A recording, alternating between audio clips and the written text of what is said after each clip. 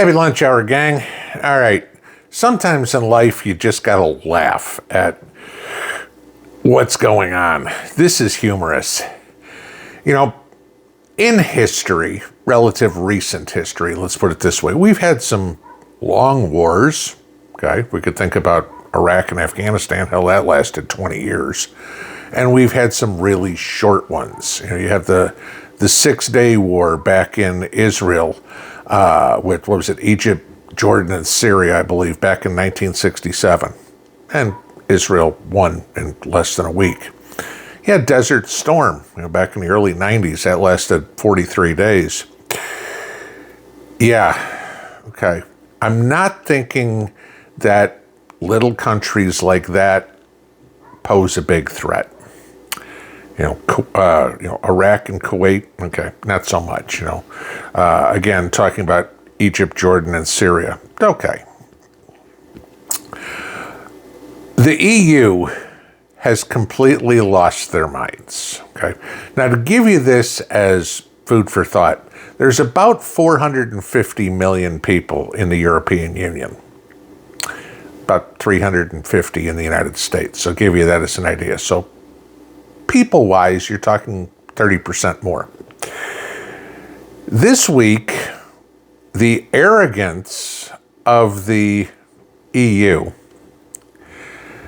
they came out and told all 450 million people to prepare for war. And what you need to do is stockpile food, water, batteries, flashlights, for 72 hours. I got to give Norway credit. They told their people to store food for 7 days.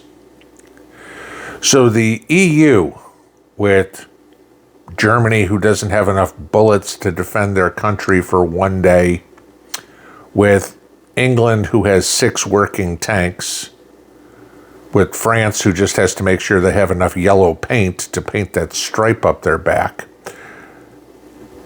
They're telling their people to prepare for a war that'll last, at best, a week against Russia. Got it. Though I gotta admit, they might be right, because with the massive militaries that the countries in Europe have built up to fend off one of the biggest militaries in the world, the war might only last 3, 4, 5 days before Russia is all the way to the Atlantic Ocean. This is how crazy this has gotten. This is how insane the leaders of Europe, I'd say Western Europe, but basically it's pretty much all of it now, have gotten. That they think that, oh my God, if something happens, the U.S. will come bail us out. Sorry, Charlie, not happening. Okay. Article 5, Article 5, Article 5. F your Article 5. Okay. The United States has been trying to get this war to end in Ukraine for a couple of months now. And you get Zelensky flip-flopping every time he sobers up and says, oh yeah, I'll sign a minerals deal. Oh no, I won't. Kicked out of the White House. Oh, it was a misunderstanding. Let me come back. I'll sign the minerals deal. Oh no, we're not doing it if it's a loan, blah, blah, blah. And Europe keeps going, well, let us just write more checks. Let us just give more money. Oh, any deal has to be, the United States has to participate, right? And the United States keeps saying, no, not happening. We're done, okay? Granted, there's still been some money that's been sent to Ukraine since Trump took office. However, that's all money that was signed into law, if you will, signed over by Joe Biden. There has not been a dollar sent to Ukraine under the Trump administration's authority. Just giving you this, okay? The funny part is, Putin has said over and over and over and over again that he's not going into Europe. Not Poland, not Lithuania, Latvia, Estonia, those are the border countries, okay, either with Russia or with Belarus. He has no intention of doing anything like that. People say, oh, you can't trust Putin, but you can trust Zelensky, right? Okay. Who are we hitching our wagon to? And yet Europe is, oh my God, we've got to keep this war going. Go ask the European people if they want this war. Overwhelmingly, they say no. The politicians keep saying yes. And it goes right back to what we've all been saying since day one, is they want to keep this money laundering factory, otherwise known as Ukraine, open so they can keep fleecing their citizens. Europe's economy is trashed. Europe is, at the rate it's going, will not be European anymore by 2030. Europe will be primarily a Muslim continent.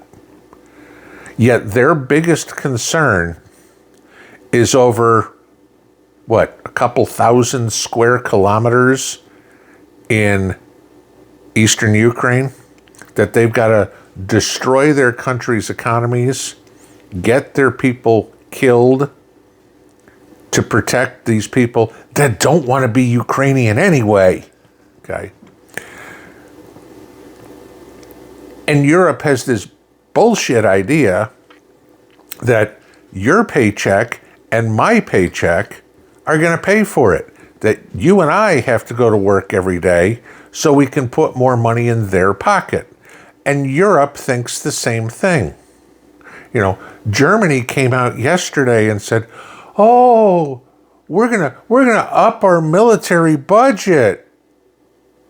Congratulations, you might want to figure out how to protect your own damn country, okay? Because if you can't, you don't deserve to have one. That's it, you know? Anything else? I'm going to protect my house, whether it be with my personal protection devices or whether something as stupid as insurance. But if I don't protect my house from fire, from flood, insurance, okay? And the house burns down, guess what? I don't have a house. Done. I didn't protect it. It's the same with the country. If the European countries don't want to protect themselves, they don't deserve to have it. You know, I am no Putin supporter by any means, but I'm smart enough to know that the way you hold people out of your property, if you will, is by protecting it. If the Europeans don't want to do it, that's their own damn problem. I don't expect my neighbor to pay my insurance so I can keep my house. I certainly don't expect somebody, a few thousand miles away. Say any of you guys that live in California, Oregon, Washington. You want to pay my home insurance? Probably not, okay? You got your own stuff to take care of. It's the same concept. Why should we be paying the insurance on Ukraine? Why can't Ukraine do it? Oh, because they're too busy buying multi-million-dollar mansions and yachts and luxury cars and partying it up and shoving cocaine up their nose and sending young kids, grabbing men off the street, throwing them in a car and saying, here's your wooden rifle, go train, we're sending you to the front. This is the deal. Europe thinks there's going to be a war, and they're telling their people to prep for a week, tops.